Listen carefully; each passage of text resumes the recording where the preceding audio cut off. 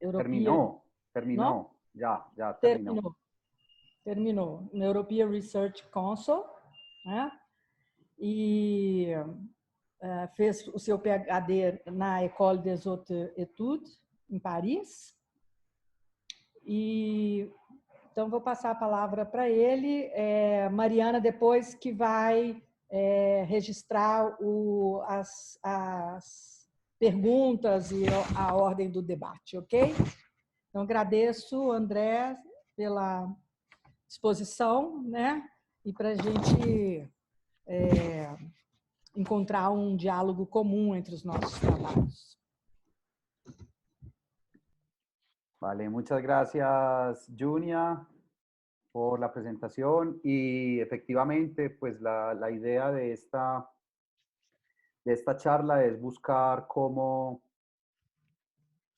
el proyecto que actualmente estoy llevando a cabo puede producir conversaciones, encuentros e ideas. Entonces, voy a ser breve, voy a presentarles rápidamente una presentación de... Mariana, ¿me podrías habilitar la función de compartir pantalla? Entonces, quiero ser breve porque me interesa mucho lo que ustedes opinan, lo que puedan decirme, sus críticas, sus preguntas, sus dudas, para yo afianzarlas y poder tener una revisión y una comprensión también de en dónde estoy y hacia dónde quiero o podría ir en este proyecto que estoy llevando a cabo y que empecé hace solamente 5 meses. Es un proyecto,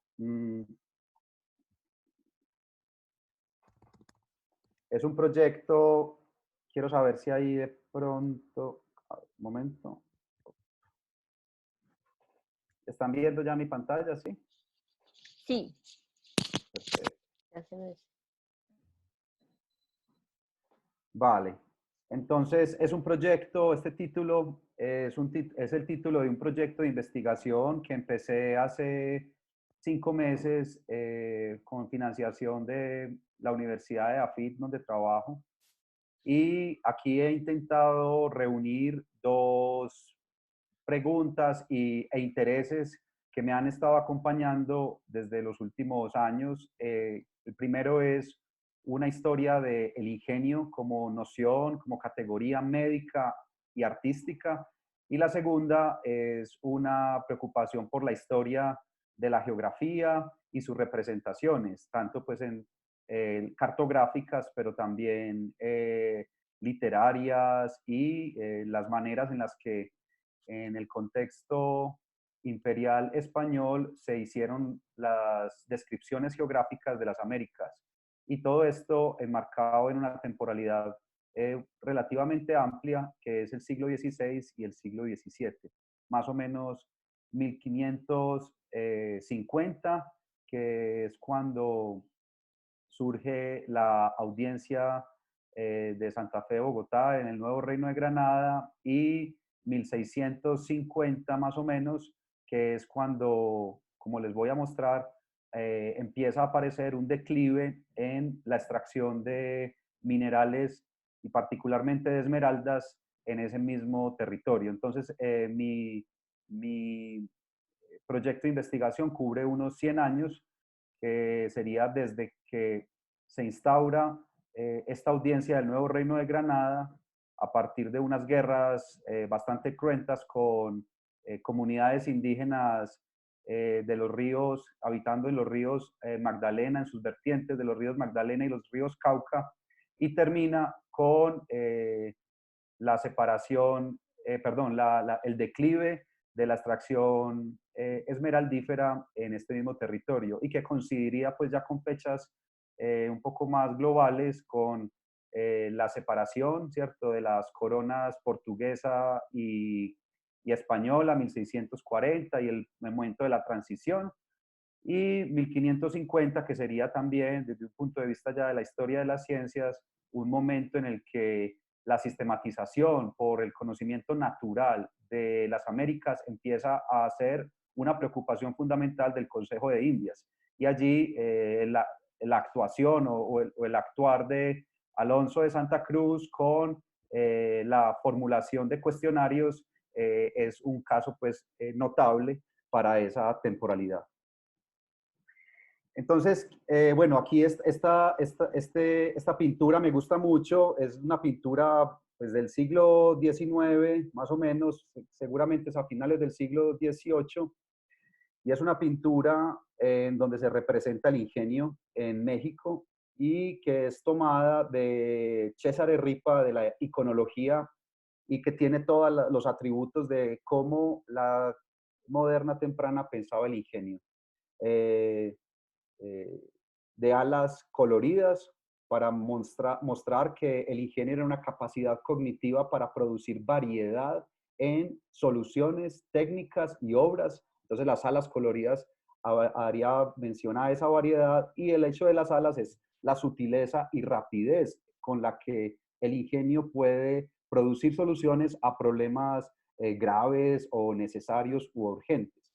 La flecha y el arco no estarían representando aquí la iconografía de un cupido, sino más bien la de un cazador, que estaría también mucho más complementada por el yelmo o cimero pues, que tiene en la cabeza, que es un águila de guerrero. Y la función, según Cesare Ripa, es que el ingenio es capaz de tener una mirada a un blanco específico, y que lo que le interesa menos es una comprensión de la totalidad de un problema y más bien la solución de un asunto muy puntual, muy sutil, y precisamente por eso el arco y la flecha serían sus mejores atributos, ¿cierto? Entonces, además que es capaz de unir lo lejano, y la flecha sería también esa manera de alcanzar en la distancia un problema o un asunto. Entonces el ingenio está representado aquí de manera pues iconográfica como esa capacidad de generar varias soluciones sutiles y muy agudas para poder, e incluso sorpresivas, ¿cierto? Traer soluciones sorpresivas, lejanas, que no parecerían estar a la mano, y que gracias a esa capacidad astuta, aguda y sorpresiva del ingenio, pues aparece, ¿no? Entonces, es una categoría de la temprana modernidad, y me aproximo a ella desde ese punto de vista. Bien, entonces quiero hablarles del punto de partida de este proyecto. Es un punto de partida que intenta combinar la administración política y la producción de conocimiento desde la gobernación de Muso. Una producción de conocimiento que no necesariamente está estatuida en tratados, en grandes compendios, o producida desde una universidad o desde un monasterio, sino que serían formas o modos de conocimiento que aparecen en la medida en que surgen necesidades, inconvenientes y problemas del día a día en esta gobernación particular, ¿cierto? Entonces aquí ya voy mostrando como dos asuntos importantes en estas imágenes. Una es Muso ubicada en las montañas, y su centralidad en el territorio, no solamente del Nuevo Reino de Granada, sino también en la economía global de los minerales o de los bienes mineros, que sería aquí representado por las esmeraldas, ¿no? Que ahora más adelante hablaré de esto. Entonces me interesa mucho cómo la administración política se conectó con los modos de conocimiento, particularmente mineros, de las esmeraldas, ¿cierto? Mineralógicos de las esmeraldas, y de qué manera la gobernación de Muso tuvo que poner en movimiento conocimientos específicos. Mi particular, la atención mía se giró hacia Muso porque en mis investigaciones me encontré con este caso, ¿cierto? Documental, que llamó inmediatamente mi atención porque muy pocos estudios, tanto de la historiografía local colombiana o colonial y también internacional, se habían aproximado. Y es el caso de el gobernador de la gobernación de Muso, que ahora les muestro más, con más especificidad dónde está, Juan Suárez de Cepeda, recibió en 1581 4 cédulas para que diera relación de el eclipse que iba a tener lugar ese año, no solamente en 1581, sino también en el 82 y posteriormente en el 84, pero pues nos interesa aquí en el 81, para que describiera cuáles eran los usos y costumbres de los indígenas Muso Colima que habitaban en esta región, que se diferenciaban de los muiscas con los cuales los españoles se habían aliado para emprender guerras contra los panches, musos y otros indígenas llamados de Tierra Caliente.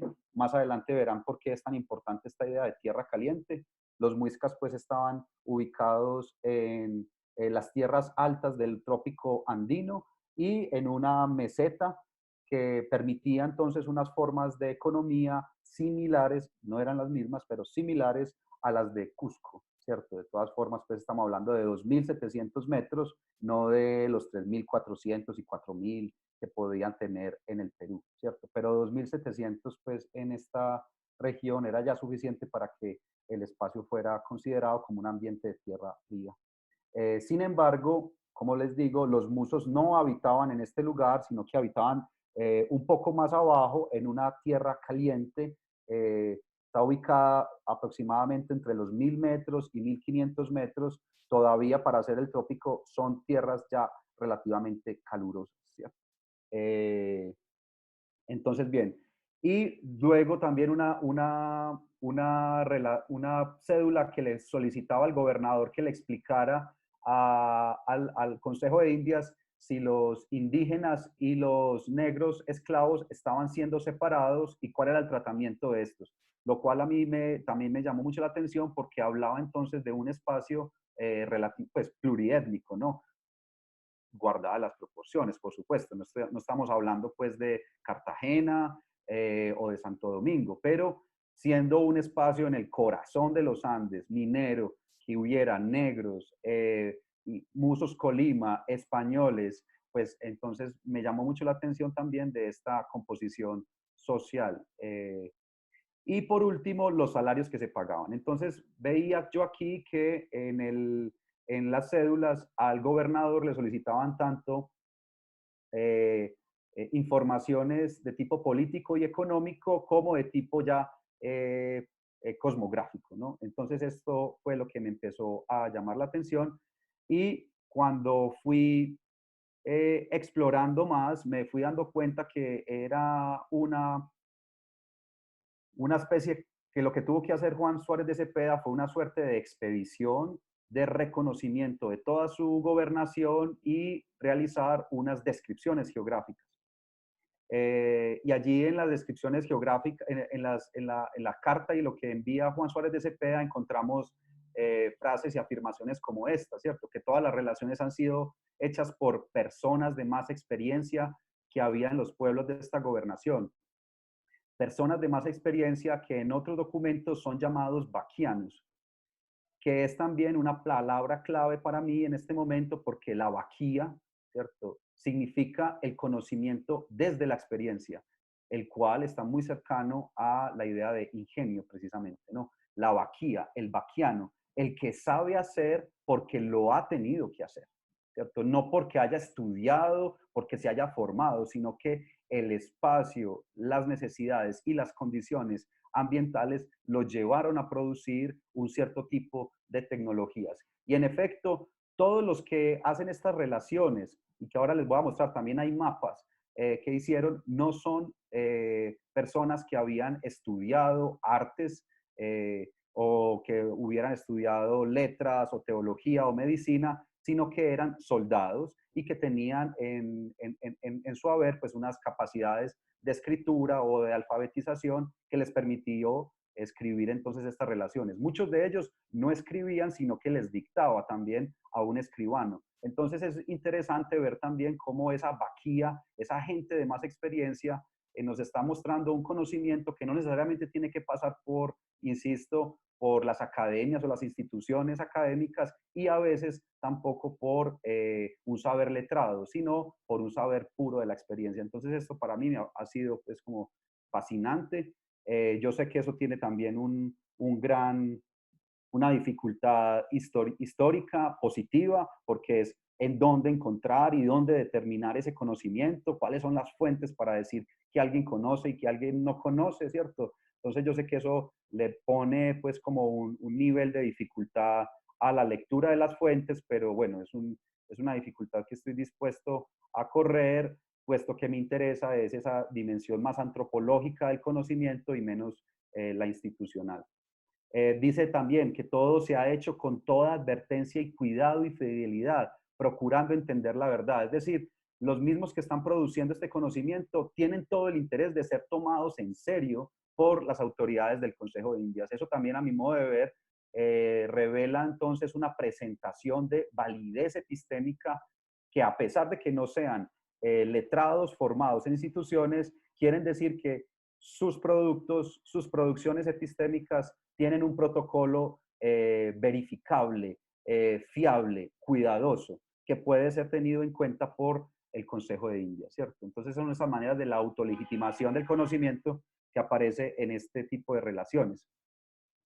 Entonces, particularmente, tres relaciones capturaron mi atención. La primera, una relación que tenía que ver con los eclipses, que aquí está Tomás y particularmente Nidia, quien me ha ayudado, Nidia me ha ayudado mucho como a entender esta relación del eclipse, cómo el eclipse fue observado, qué tipo de ilustración y de gráfica se realizó y quiénes la hicieron, porque finalmente quienes la hicieron no fueron cosmógrafos como en otras partes de América la hicieron cosmógrafos, estos eran soldados que incluso se llamaban mataindios, ¿cierto? Y como que ponían ahí mataindios, y que son ellos los que se ponen entonces a construir un objeto de observación del cielo y hacer la relación. Entonces también me interesa mucho de nuevo allí esa forma en la que Legos, Bisoños, están haciendo una empresa de observación de los cielos, ¿no? Entonces,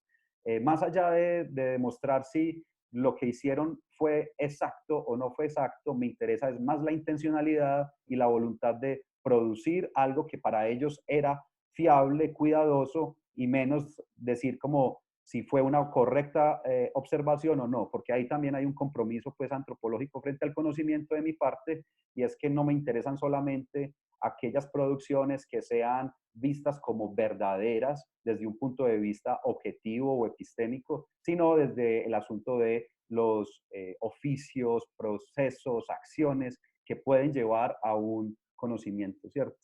En segunda instancia, también me interesó mucho las relaciones de las cosas de la provincia, ¿cierto? Esa palabra cosas en las relaciones, todos sabemos, aparecen constantemente en las fuentes americanas, ¿cierto? Las cosas de la tierra. Entonces, allí hay descripciones de vegetales, de minerales, de personas, de temperaturas, de aires, de aguas. Es una pequeña relación geográfica. Sabemos que la historiografía se ha detenido más en las producidas en la Capitanía de Guatemala y en Nueva España en general, pero entonces esto también muestra cómo en un lugar relativamente periférico como era Muso, se producían estas relaciones geográficas. Y por último, bueno, los usos y costumbres de los indios Colima o Muso, que hay aquí también un interés antropológico importante, y es que para el siglo XVIII y XVII se dice que, pues, que este grupo humano había desaparecido. El problema es grande dentro de la historiografía y la antropología colombiana porque hubo procesos ya pues relativamente bien documentados de campenización, como se, los indios se convirtieron en campesinos, ¿cierto? Como que los indios se decían, no, es que desaparecieron los indios, lo único que hay son campesinos y los campesinos son españoles todos, ¿cierto? Entonces, esa idea de que los Muso Colima desaparecieron porque fueron completamente aniquilados, pues este tipo de fuentes son importantes porque nos muestra que por lo menos hasta en 1581 y las otras fuentes que he seguido, pero que no voy a mostrar en esta presentación, muestran que hasta mediados del siglo XVII hay indios muso por allí que sí ha bajado su población, demográficamente pues hablando, pero que están ahí aprendiendo español, buscando procuradores que los defiendan y que logran incluso encontrar algún tipo pues de cargos públicos como capitanes de indios en los poblados de indios. Entonces también hay de nuevo un saber pues antropológico importante. Bien, entonces voy rápidamente. Miren, esta es, por ejemplo, la relación del eclipse. Aquí está aquí escriben cómo vieron el eclipse, cómo hicieron la medición de la latitud a partir de la observación de la altura del sol al mediodía. Aquí muestran además cómo fue que las sombras en la madrugada de este día de julio pudieron ver las sombras de la luna proyectadas sobre un pliego de papel. Y después hablan cómo la lluvia les arruinó la observación, pero que se quedaron esperando hasta el final y que como a las 4 o 5 de la mañana despejó y pudieron ver el final del eclipse. Entonces, pues es en sí mismo, si uno tiene pues intereses aquí ya narrativos, pues hay toda una historia, pero también desde un punto de vista de la historia de la ciencia y el conocimiento, hay aquí toda una preocupación de cómo soldados están intentando comportarse como cosmógrafos.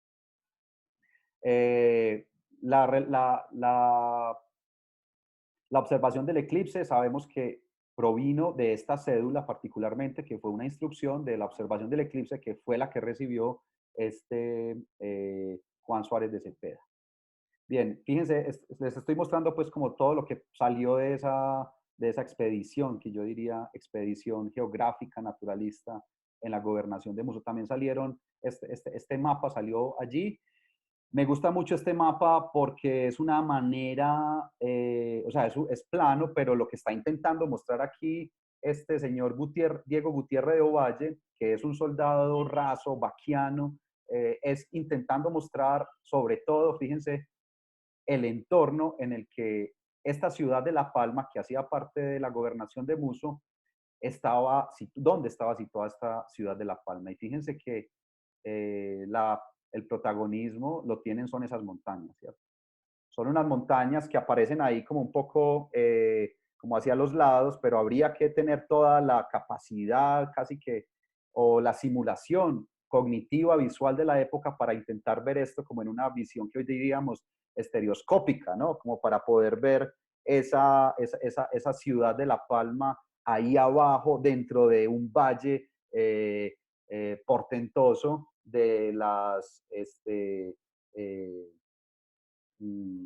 montañas cordilleranas de los Andes tropicales, ¿cierto? Entonces es un interés de mostrar la verticalidad que domina este espacio también, me parece a mí. Esta idea no es simplemente pues como una percepción de la vista, también es, o de lo que yo quiero que ustedes vean, sino que aparece dentro de la relación misma que acompaña este mapa, constantemente está diciendo Gutiérrez de Ovalles frases como esta: en esta gobernación no hay legua corta. Frases como, es una frase bellísima, ¿no? En esta gobernación no hay legua corta. Y no hay legua corta porque siempre para ir de un lado al otro, así sea una legua, siempre hay que subir y bajar tanto que es casi que imposible moverse por allí, ¿no?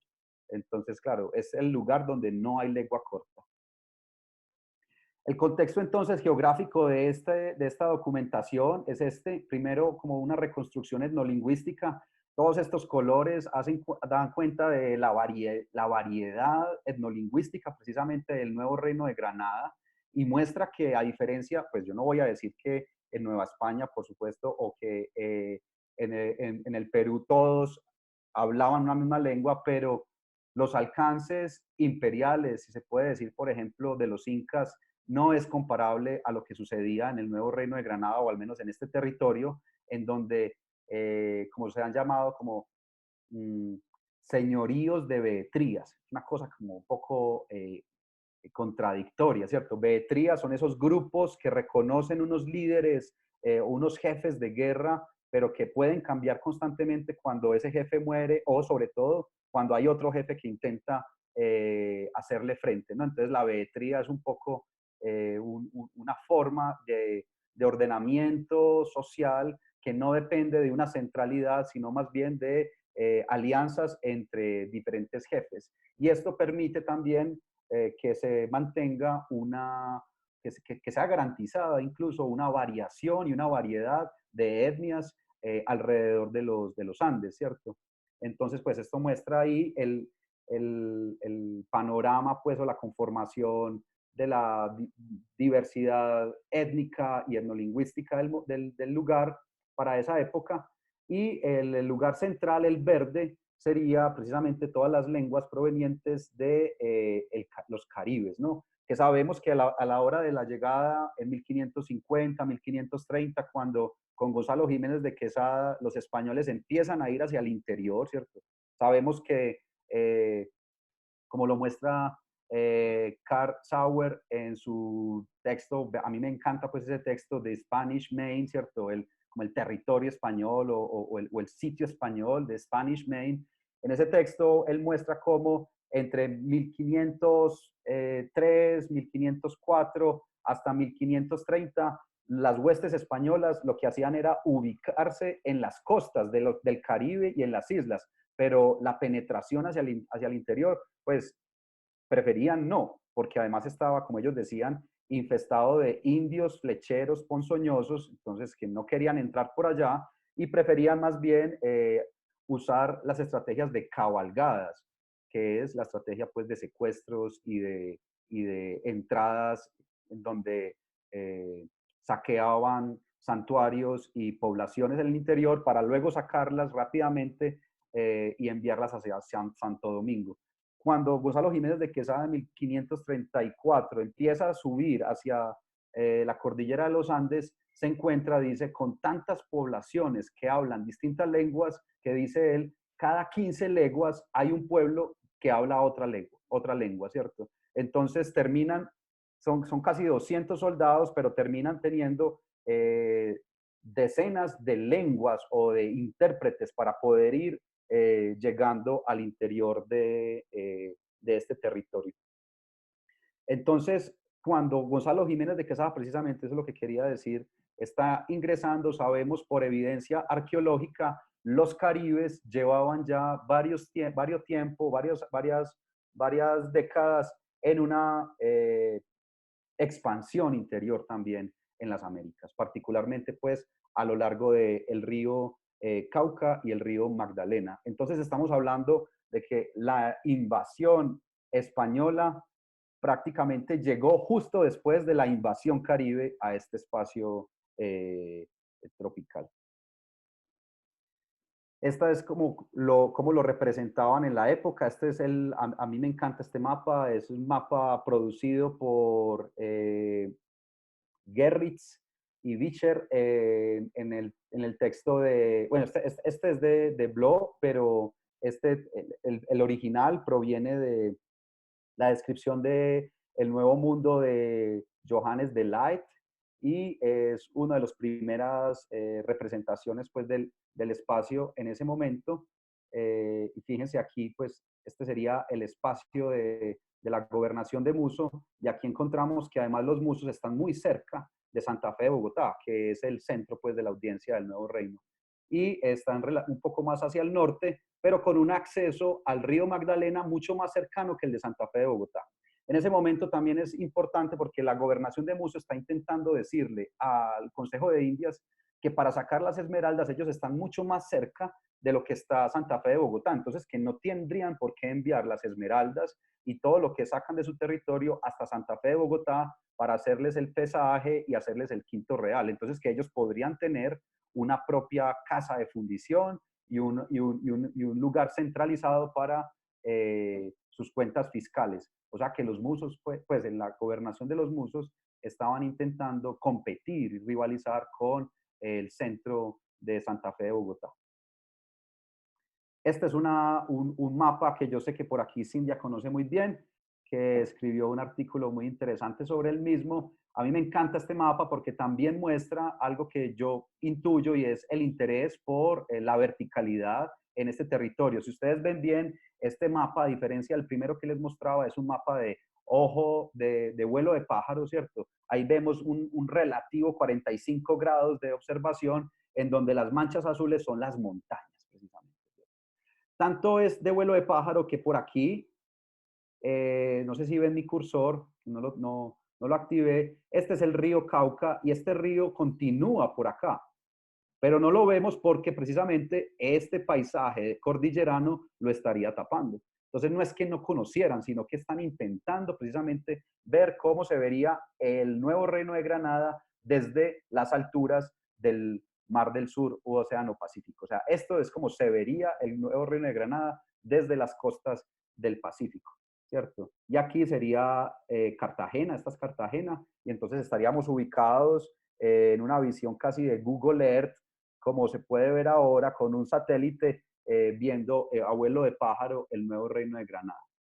Y vemos aquí en el fondo la ubicación importante de Muso y La Palma, cerca dentro de la línea de Santa Fe, de nuevo. Y de nuevo vemos como Muso, mucho más cerca de el río Magdalena, que es la entrada principal del nuevo Reino de Granada. Entonces, como esa ubicación allí. Ya como unas formas, ¿cierto? Actualmente, pues, Muso se ubica en un departamento llamado Boyacá y muy montañoso. Y fíjense, pues, esta es como el tipo de orografía que se presenta allí, es accidentada y por lo tanto permitió, esa forma accidentada permitió crear tantos pequeños espacios de veetrías en la gobernación. Entonces ya se pueden imaginar por qué decía Gutiérrez de Ovalle que regiones, en estas regiones no había legua corta. Bueno, aquí ya rápidamente, ¿qué se sacaba de aquí? Particularmente las esmeraldas. Fíjense que las noticias de este lugar llegó a regarse muy rápido, no solamente pues ya dentro de los campos políticos de interés de los españoles, sino también de los franceses e ingleses, aquí en este llamado manuscrito Drake, que está en la Morgan Library, está dibujado cómo se extraían las esmeraldas de Muso.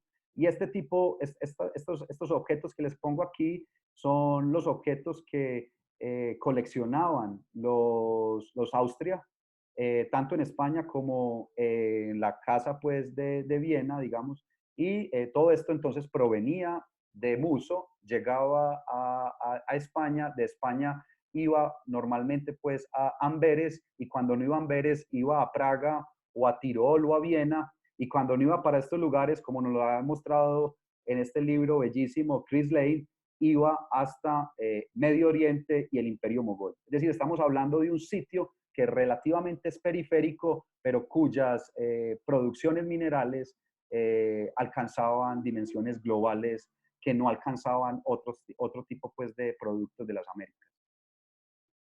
Bien, entonces este es el contexto, ese es mi punto de partida. ¿Qué ideas o referentes teóricos quiero yo desarrollar aquí? Y ya con esto voy terminando.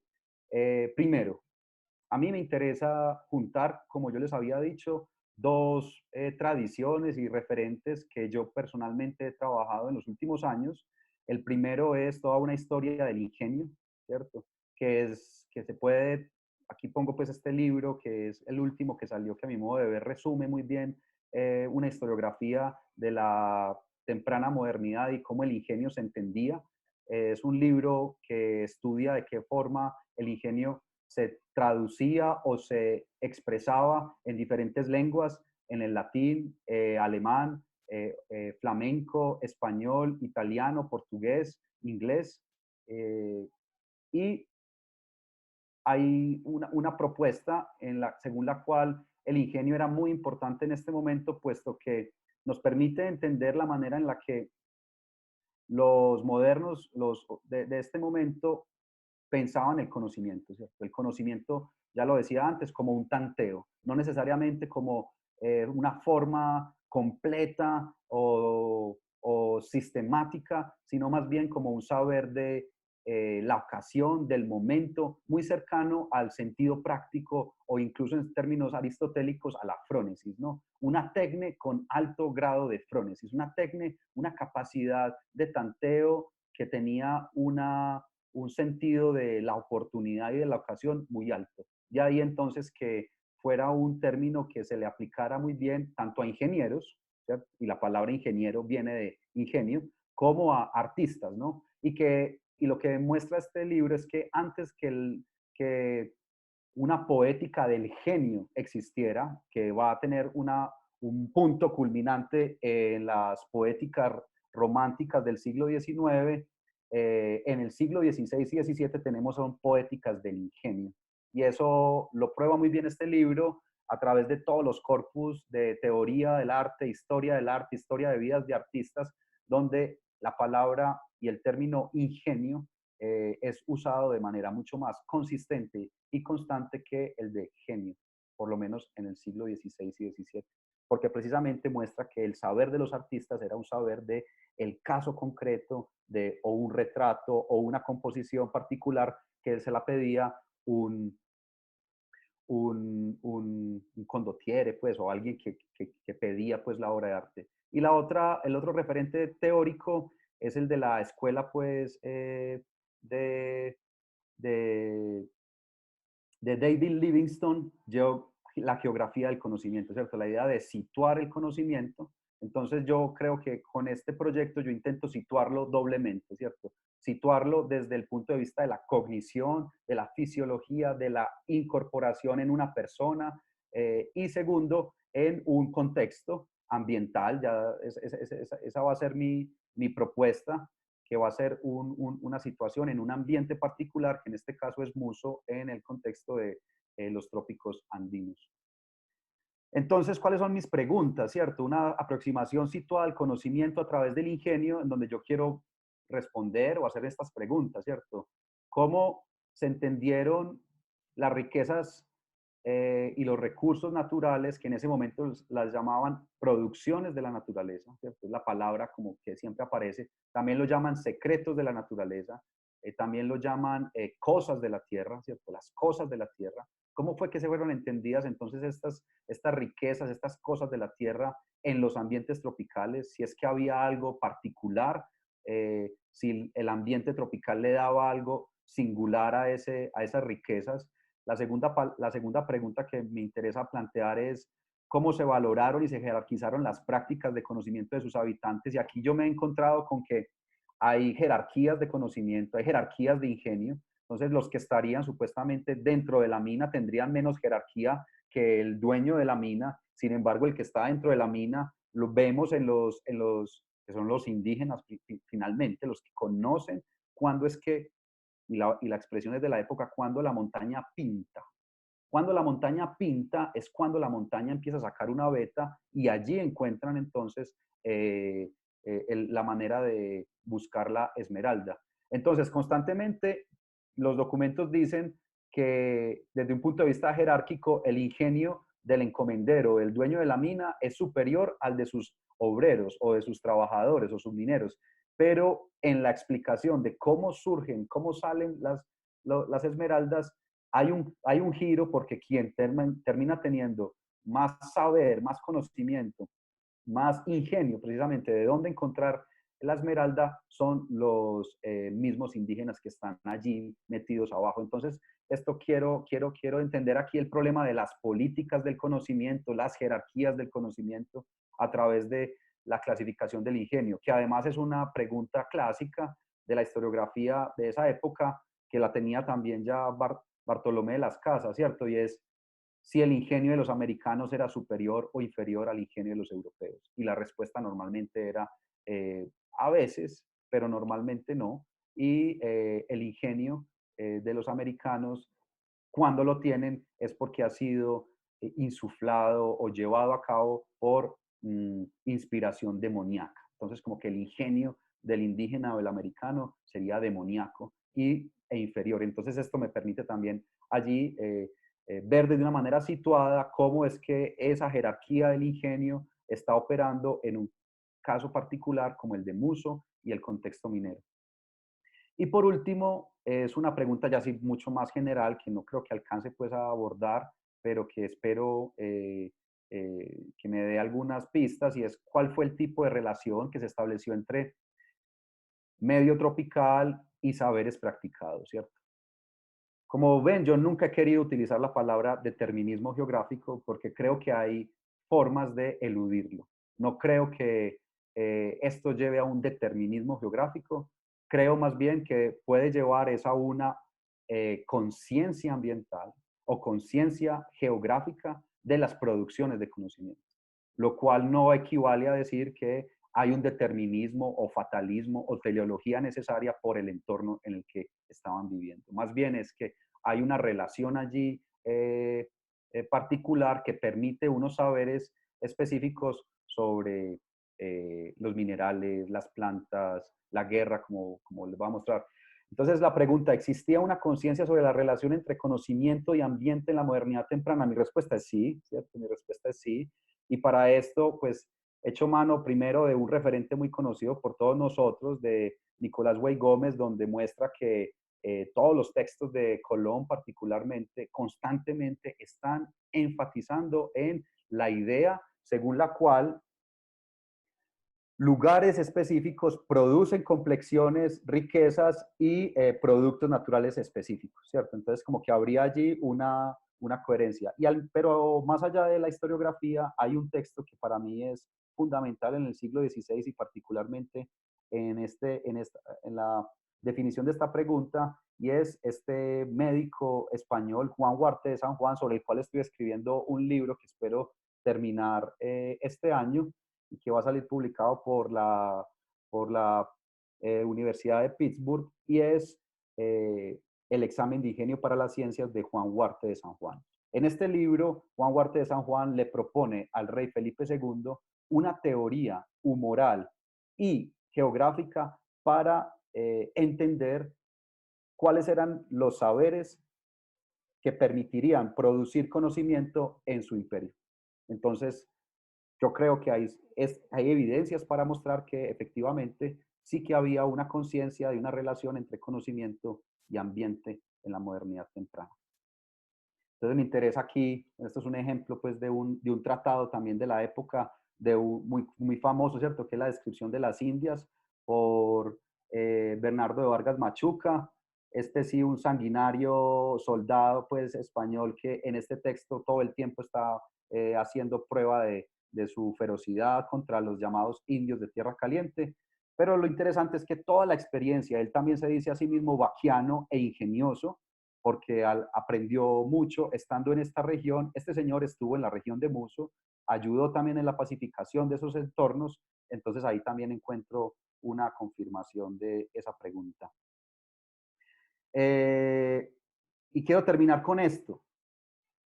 En 1603, la pregunta por el ambiente, el conocimiento y la producción empezó a convertirse en un modelo, o sea, una pregunta que empezó a modelar la manera de administrar el territorio. Miren cómo un abogado o curador o procurador representando a todo el nuevo reino de Granada decía cómo estaba constituido. Y para explicarlo, para explicar pues el nuevo reino de Granada, usa el vocabulario de el temperamento, las alturas y los ambientes.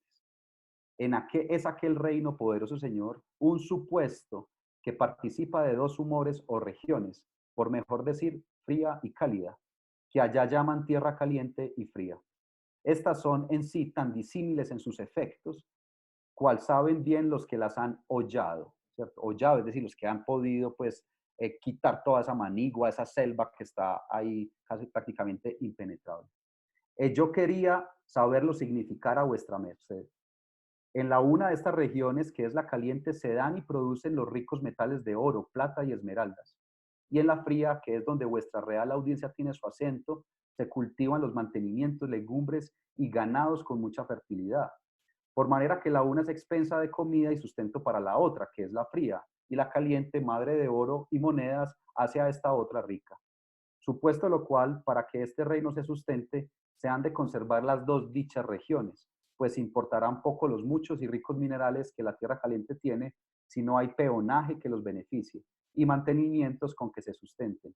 Y a la fría no le será de efecto su fertilidad de frutos de labores y ganados, si no hay saca de ellos para la tierra caliente.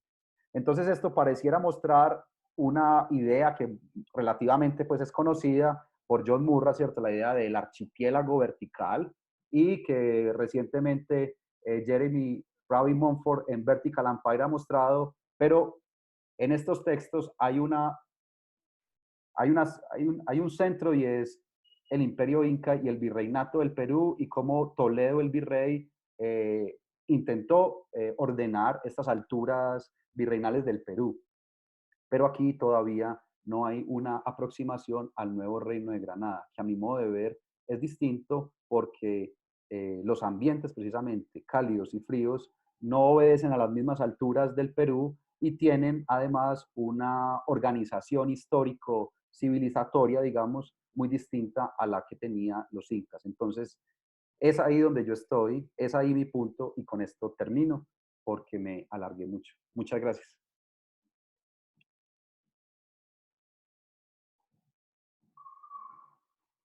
Muchas gracias, Andrés. Tienes que dejar de compartir pantalla para que podamos vernos nuevamente. Sí, voy a intentarlo. Aquí ya, déjame. Perfecto. Ahí sí. Súper.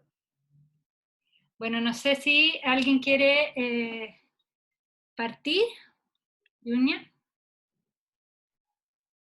Está sin audio. Ahí sí. Primeiro, queria felicitações a André, muito interessante, creio que vai sair um grande trabalho. Me pergunta, não sei se já juntou, recorreu todas as fontes que queres ou esta é uma primeira indicação dessas 3 fontes, mas me interessa o perfil de los autores de estos textos. Son criollos, son españoles, uno deles dice que é militar, normalmente são militares, que são. E a outra pergunta é, perto do final, disse que está interessado em saber como se hierarquizam estes conhecimentos. Mas pensando na questão da americanização, que é o tema de nosso nodo, me pergunta diz se é possível pensar uma forma de conhecimento americano impactando a ordem de saber europeu, ou são solo temáticas ou experiências, mas pergunto se crees que não seria interessante também perguntar do ponto de vista epistemológico, se há uma influência ou alguma reorganização do saber europeu em vista destes conhecimentos americanos. É isto.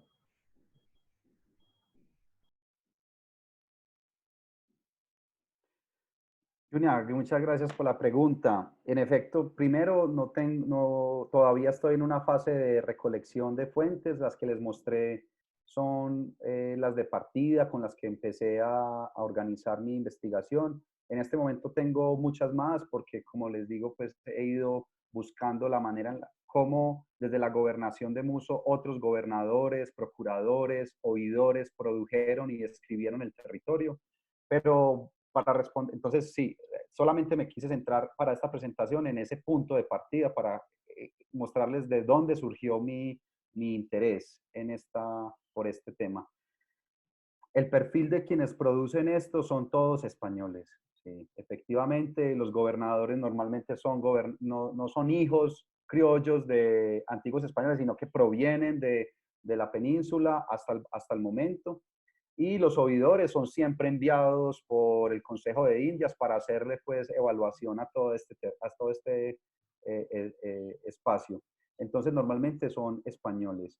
Sin embargo, y aquí viene lo interesante, ellos constantemente están haciendo referencias a los criollos indianos y a los indios mismos, ¿cierto? Entonces son indirectos la manera en la que lo refieren, pero están allí presentes en las fuentes. Y me he encontrado con un oidor que se llama Francisco Guillén Chaparro, que provenía de Guatemala y que fue enviado al Nuevo Reino de Granada y que cuando llegó lo que le interesó fue entrevistar no a los alcaldes y encomenderos, sino a los indígenas, Muso, Colima. Y entonces tengo unos documentos donde hay un indio ladino, es decir, un indio que habla español y y Muso Colima, y que traduce constantemente lo que los indios están hablando. Entonces son cuestionarios donde todo el tiempo los indios están hablando por sí mismos. Yo me tomo eso muy en serio, ¿cierto? Yo sé que hay mucha mediación ideológica, documental, por parte del escribano, no es una aproximación ingenua, pero tampoco quiero negarme a la ingenuidad de intentar ver allí al indígena, ¿no? Entonces, esa sería como la primera respuesta. Y la segunda pregunta, estoy empezando por ahora desde el punto de vista de la pura experiencia, ¿cierto? Pero desde luego, esto tiene que llevar hacia una respuesta a la pregunta que tú haces, y es si hay una reorganización epistémica de las tradiciones e influencias europeas en América. Y yo creo que sí, y mi primera hipótesis es la siguiente, que las teorías de la latitud, ¿cierto? Según la cual hay unas zonas geográficas, se ha invertido, se está invirtiendo, pues no se está invirtiendo, se está transformando en una teoría de la verticalidad. En la medida en que las tierras bajas sería el equivalente de la zona tórrida latitudinal del trópico, y las zonas templadas y frías serían las más altas, ¿cierto? Y yo creo que aquí estamos en un momento de reformulación de la tradición y del saber geográfico muy particular, que parte de la experiencia, pero también de un interés de reorganizar la tradición epistémica europea en tierras americanas. Entonces, yo creo que por el tiempo que tengo, y quisiera ir rápidamente, ¿sabes?, hacia esa respuesta, ¿cierto? Cómo el conocimiento geográfico y latitudinal se transforma en un conocimiento de la verticalidad y de las alturas en el trópico. Esa sería entonces, yo creo, el aporte de la transformación epistémica. Muchas gracias, Junior. Nidia. Hola, Andrés. Hola, Nidia. Me gusta mucho seguir el curso de esta investigación. Me encanta porque creo que en pocas ocasiones podemos ver cómo cuestiones de ver los cielos tienen que ver con experiencias debajo de la tierra, ¿no? Eso me parece bellísimo. Pero, a ver, tenía dos dudas. Una es la idea de ingenio como categoría. O sea, como categoría estética, como categoría epistémica, también por lo que estás diciendo. Y entiendo la fuerza, pero ¿desde dónde lo estás empujando? O sea, en respuesta a cierta historiografía de, no sé, de la revolución científica, por ejemplo, o ahí sí es como me gustaría saber más de ahí. Y la otra es, ¿realmente en qué se distingue la teoría climática pensando en la altitud y en la verticalidad? O sea, ¿hay una diferencia en formas de medir? ¿O tiene que ver con el punto de vista de quien explica? Esa es mi pregunta, son mis dos preguntas. O sea, para la última, para que me lo precises, es si la teoría climática en la verticalidad se hace desde unas mediciones de alturas o desde unas percepciones puramente subjetivas, es lo que me pregunta. Pues no tienen que ser percepciones subjetivas, pero tal vez desde diferente lugar en el terreno.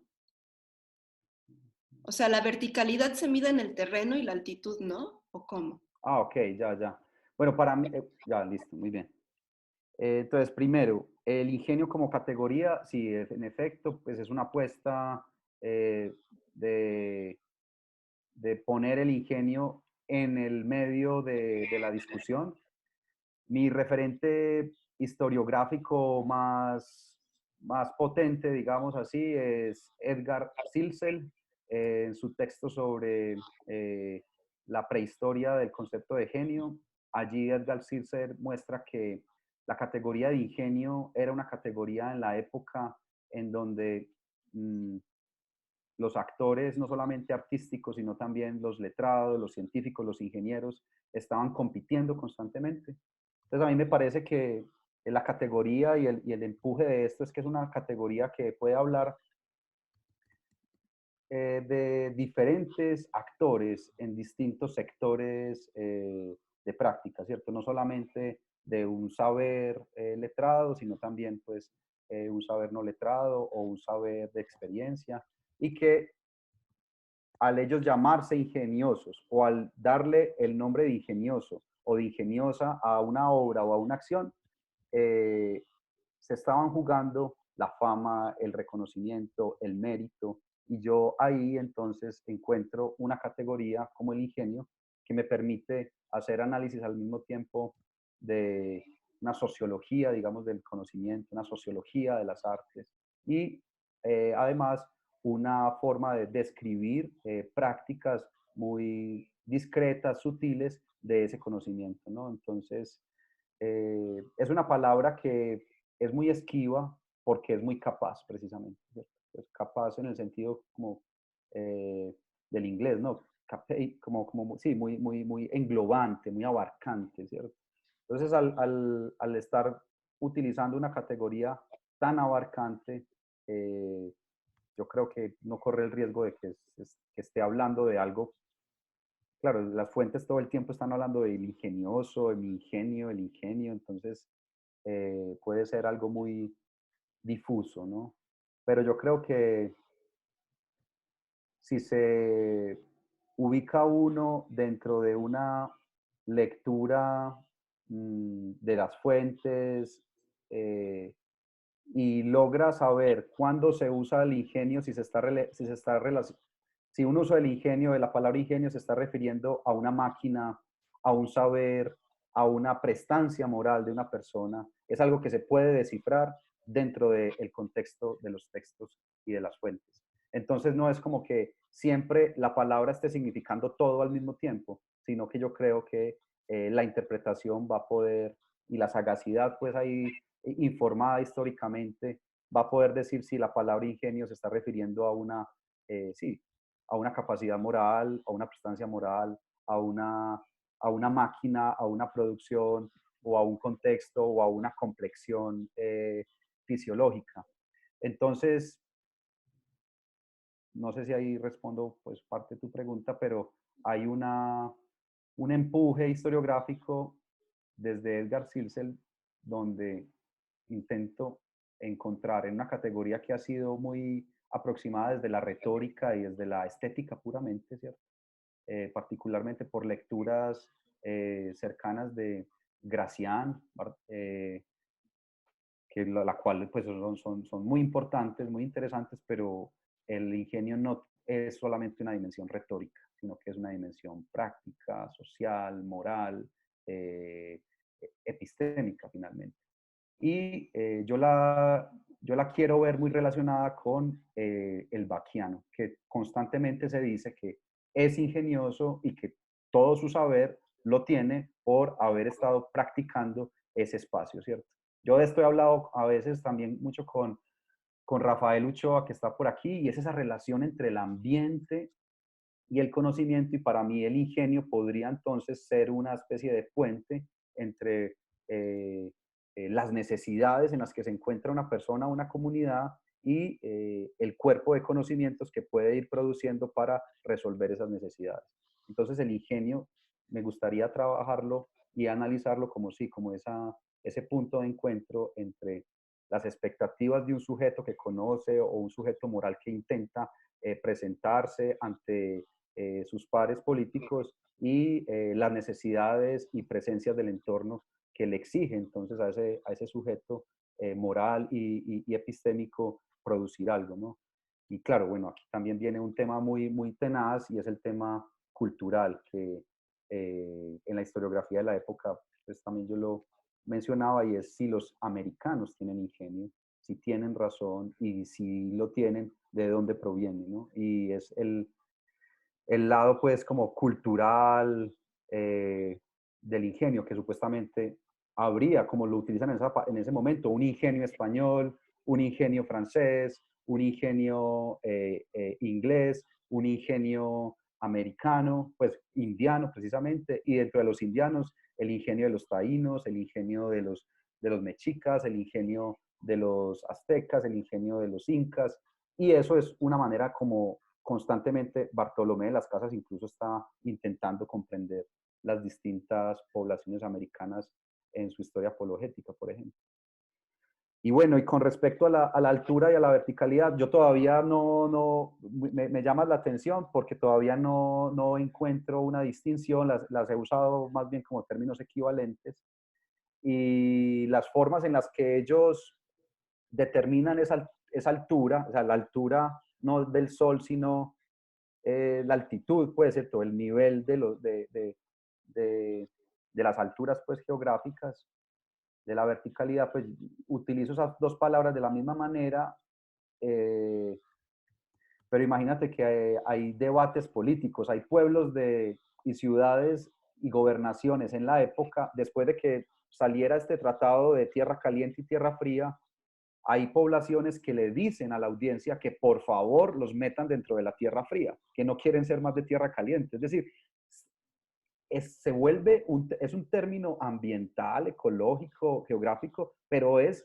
negociable políticamente. Entonces le piden a la audiencia que no más minería, que se convierta eso en un espacio de conocimiento agrícola o botánico, no más minería. Y entonces ese tipo de conflictos me parece muy interesante porque entonces la altura sería también un asunto político, ¿no? No solamente de medición.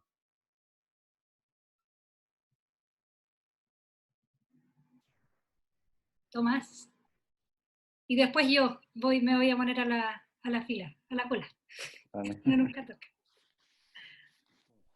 Obrigado, Andrés. Que projeto impressionante. Eu ainda gostaria de assistir novamente. Eu vejo aqui que está sendo gravada essa sessão, porque tem tantas ideias, tanta coisa que né, dá vontade de rever tudo para aprender mais. Eu só tenho uma coisa assim muito ainda aproximativa para te perguntar. Quando você mostrou o Arte de San Juan e o seu envolvimento com esse livro, eu me lembrei, naquele momento, de uma pessoa que você certamente conhece também, a Rocío Sumigueira, da Universidade de Granada, que acho que ela tem mostrado bastante nos últimos anos a relação entre engenho e uma série de outras palavras e noções que ocorrem muitas vezes junto com o engenho, né? Invenção, imaginação, bom, isso no contexto das teorias poéticas, né, do século XVI, mas queria só ter uma ideia assim, se esses outros termos também fazem parte de um léxico que o seu projeto talvez possa explorar. E de fato, né, a ideia do engenho e da imaginação, o próprio Quixote se fundamenta nisso, né? Então, ele é um engenhoso fidalgo e é imaginativo também. Enfim, só assim uma primeira tentativa de penetrar nos muitos caminhos que o seu projeto abre. Sí, gracias, Tomás. En efecto, hay un referente que apareció ahí en mi presentación, que es este libro, Logo Daedalus, sobre A World History of Ingenuity. Y en Logo Daedalus, la propuesta principal es que menos que una persecución de un concepto, ¿cierto? Como buscar un concepto, en ese sentido, mi investigación y la de mis colegas que escribieron ese libro se aparta de la historia conceptual porque no nos interesa, y a mí no me interesa tampoco, un concepto, como el concepto de ingenio, ¿no? Como el ingenio, sino, como tú lo acabaste de decir, la red de palabras. Yo creo que es más estratégica en este sentido una metodología de historia de las palabras para no perder en la posibilidad de ir saltando, porque si no aparece entonces el término ingenio, quiere decir que la fuente no sirve, ¿no? Pues sería como un poco la apuesta a veces de la historia conceptual, o que si no está descrito o definido de una manera particular, entonces no hay ingenio en la fuente, ¿no? Entonces, precisamente cuando hay una red lexical, es que se vuelve mucho más potente el investigar sobre el ingenio, me parece a mí. Entonces, desde luego, palabras como invención e imaginación, ¿cierto? Inventiva, pero también complexión, temperamento, carácter, eh, pueden empezarse a emplear dentro de esa red semántica de palabras. Y fíjate que hay algo que a mí me fascinó estando en la JCB hace 2 años, y es que me puse a ver todos los vocabularios. Eso tampoco todavía pues no he entrado en eso y no se los quería mostrar porque no tengo muy claro hacia dónde eso me puede llevar, pero empecé a ver los vocabularios que produjeron los frailes a inicios del siglo XVI en Nueva España, ¿cierto? Y empecé a buscar si aparecía la palabra ingenio, y aparece en todos. Entonces en todos aparece ingenio y aparecían expresiones, diferentes expresiones, y muchas veces la palabra ingenio tenía distintos equivalentes, expresiones larguísimas, hecho ingeniosamente, hecho con un primor de ingenio, un ingenio maravilloso, un ingenio sutil.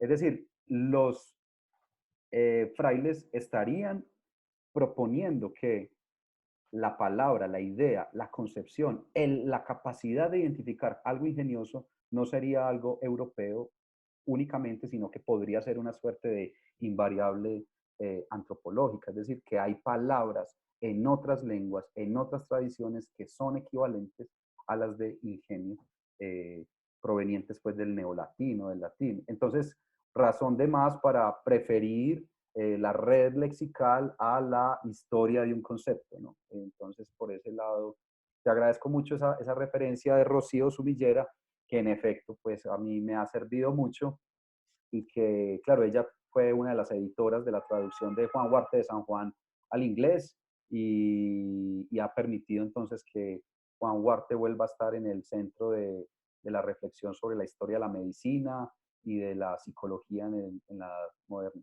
Gracias, Tomás. Obrigado. Bueno, yo ahora, muchas gracias Andrés por la presentación. Efectivamente concuerdo en que es un proyecto súper interesante, muy grande también, que se ve que tiene muchas aristas que se pueden ir investigando y hilos, ¿cierto?, que ir tomando. Yo quería llevarte a dos cosas que más o menos ya han aparecido en los comentarios anteriores. Lo primero tiene que ver un poco con las fuentes. Entiendo que en el fondo tú estás privilegiando el reporte o la información que se reporta a el poder político, digamos, a la corona, y que es entonces un conocimiento que se construye o se reúne para ser informado. Me pregunto si consideras también la posibilidad de acceder a otras soportes en los cuales pueda estar registrado distintas formas de conocer el entorno y las cosas. Por ejemplo, en pleitos de tierra, en archivos judiciales en general, donde pudieras tener acceso a más voces, ¿cierto?, que pudiera permitirte construir un universo no del conocimiento para ser reportado, sino que de un conocimiento que está existiendo entre distintos hablantes y distintos participantes en esta construcción de conocimiento. Eso es una cosa. Y lo otro, sobre el tema del lenguaje, que me parece fascinante. Por un lado, un poco esta idea de la red semántica, pero no solamente en relación al ingenio, sino que en general en relación a las categorías que se utilizan para nombrar y explicar el entorno. Un poco qué planeas hacer con eso, cómo planeas trabajarlo metodológicamente. Y en particular me interesa muchísimo la idea, la metáfora médica y fisiológica, ¿qué proyectas hacer con eso? ¿Cómo lo interpretas? Porque eso escapa el caso puntual tuyo, ¿cierto? Es una cosa de la época en que el lenguaje médico un poco trasciende y permea una serie de ámbitos que no son propios de la medicina. Eso. Mariana, ¿me podrías ayudar con la última, volver a, me perdí un poco al principio cuando me estabas hablando de la medicina, ¿cierto? Del saber médico, ¿cómo lo pensaba articular? Sí, no, ¿qué piensas hacer con esa, o sea, porque entendemos que está la presencia de un lenguaje médico para hablar del entorno, para hablar de las cosas, para, ¿cierto?, en este conocimiento cosmográfico y de la sociedad. Entonces, en el fondo, ¿qué buscas tú hacer con esa identificación de ese lenguaje? Porque digo yo, sí, está ese lenguaje. Sabemos que para hablar de clima se habla de humores, pero ¿qué hacemos con eso? ¿Qué posibilidades interpretativas nos entrega eso? Es una pregunta que me hago yo también, porque siempre estoy identificando, ¿cierto? Ahí está el lenguaje médico en todo. Pero ¿qué hacemos con eso? ¿Cómo le sacamos punta a eso? Es un poco mi pregunta. Mariana, muchísimas gracias por esas 3 preguntas. Sí, yo empecé como el punto de partida fueron los informes, ¿cierto? Ese saber que se informa, me gusta mucho eso como lo pones, ¿cierto? Porque el conocimiento y los cuerpos y los textos donde está el conocimiento pueden ser leídos desde una óptica de la recepción, ¿cierto? Hacia quién y quién lo recibe y que entonces cómo es que se estructuran para ser enviados. Y bueno, de ahí a mí me ha orientado mucho este Brendeke, el imperio de la información y la manera en la que la comunicación política forma e informa el corpus pues, epistémico de los virreinatos, y de ahí me he estado moviendo, pero como muy bien lo dices, las fuentes que más me están gustando últimamente son las fuentes que nunca había trabajado y es algo nuevo para mí porque yo tengo pues una formación filosófica y luego pues en historia, pero más como historia intelectual, y poco a poco he estado dirigiéndome a una historia social mucho más positiva, digamos así, en donde me encuentro con fuentes como las de Pleitos o las de este oidor que les contaba ahora, que pone a hablar a indios Colima y que ellos empiezan a quejar porque están siendo maltratados por los encomenderos, y en medio de ese maltrato van diciendo, van utilizando expresiones del entorno, ¿no? Y entonces ahí yo digo, bueno, ¿qué voy a hacer con este tipo de fuentes que va a complementar, como tú dices, el saber para informar? Y yo sí quiero trabajar, pues sí quiero incluirlos. Todavía es para mí una pregunta de cómo la voy a incluir y de qué manera voy a empezar a modular mi pregunta de partida para que sean coherentes y dialoguen bien con el otro tipo de fuentes que estoy encontrando. Perdón, con el otro tipo de fuentes con la que partí. Yo creo que una manera es esto que tú dices, ¿cierto?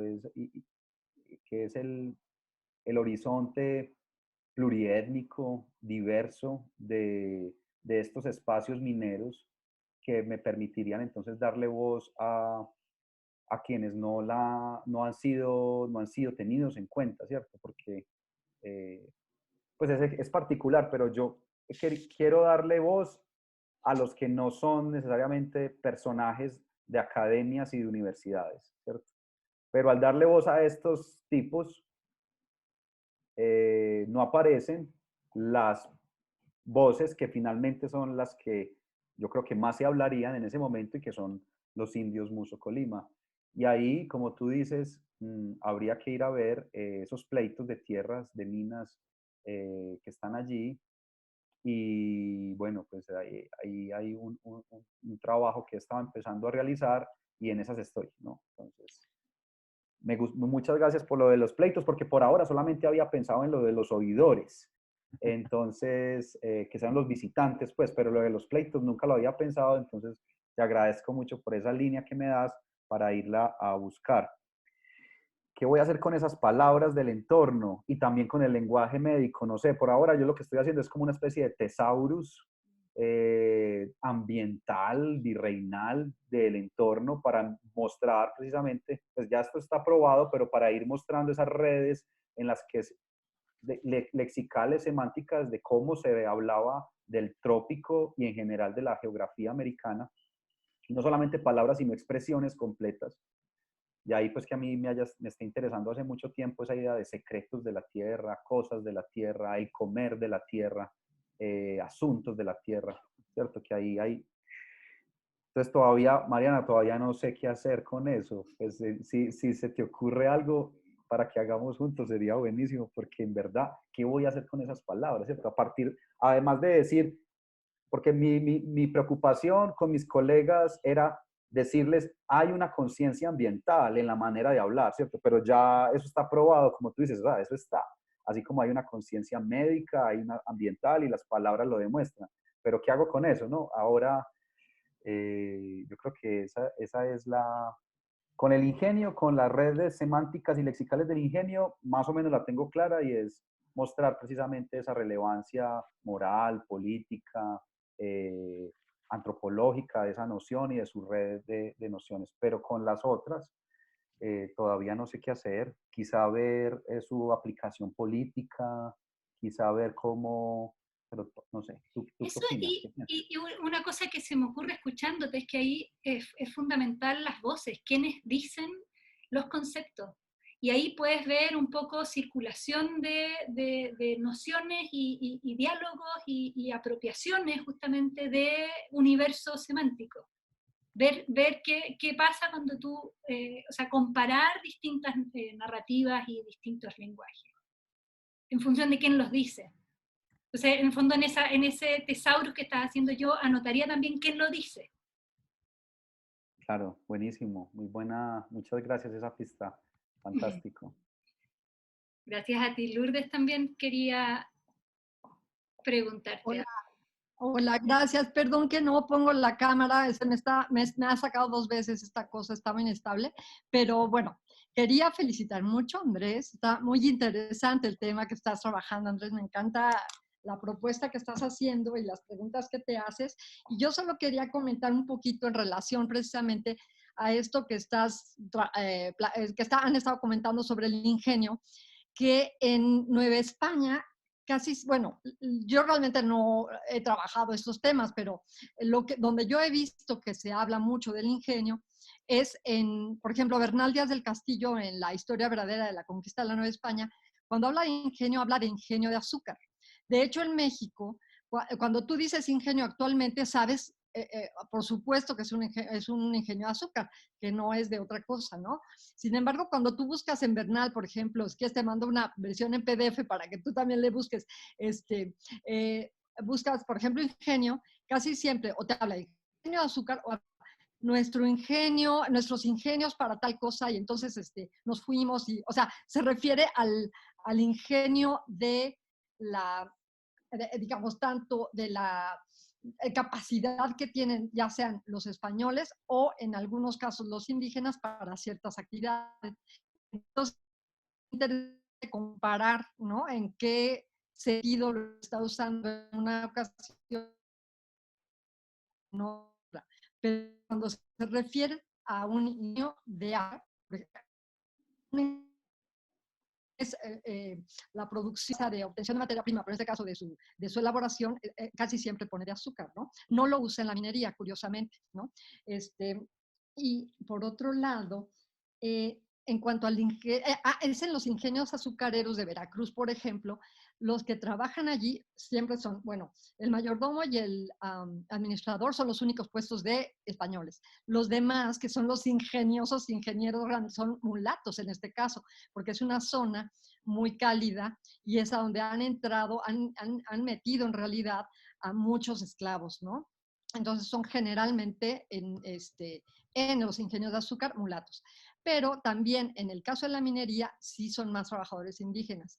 Y en el caso de México, la minería está ubicada en el noroeste, en relación al centro, donde está la gran ciudad central, es el noroeste. Las primeras minas que encuentran, bueno, de hecho, las minas que ya trabajaban los indígenas de tiempo atrás eran las de Zacatecas, por ejemplo, que están más al norte, eso como en los 30 llegan ya los españoles con interés de establecerse, de explotarlas a un nivel mucho más extensivo, y luego unos 10 años después los indios mismos dan información que en Guanajuato también hay minas, que está más al sur, o sea, Guanajuato sería centro-sur, perdón, centro-occidente, un poquito más al sur que Zacatecas, y Zacatecas más al norte, pero entonces son los indios, ¿no? Entonces es interesante esta división también del trabajo, en la minería. Bueno, o sea, te digo, habría que revisar otros trabajos para ver si había, pero me parece que estaba un poco, no estaba tan permitido para los mulatos que trabajaban en las Indias. Y ya por último, algo que mencionaste así como muy rápido, que se me hizo interesante, que hablaban de los mataindios. En el caso de México, bueno, de la Nueva España, pues venían los españoles con Santiago Matamoros, ¿no? No sé si en Nueva Granada pasaba lo mismo, pero en Nueva España empezaron a poner la figura de Santiago Matamoros y le llamaban Santiago Mataindios. Y entonces como un poco es una americanización de un santo, ¿no? En donde ya los malos no son los moros, ¿no? Sino son los indios. Nada más. Gracias. Buenísimo, sí, Santiago Matamoros, Santiago Mataindios. Por ahí, precisamente yo dije, bueno, eso es un apelativo que este soldado decidió llamarse a sí mismo, o en efecto es como un nombre de un converso o qué. Entonces, todavía no sé muy bien, pero me encontré también con la figura de Santiago y Matamoros, Mataindios, que también aparece en reales mineros en el Nuevo Reino de Granada. Entonces ahí, y claro, y en las islas, no sé si en territorios pues portugueses también estaría, no sé. ¿Sabes algo de eso, Tomás o Junia? ¿No?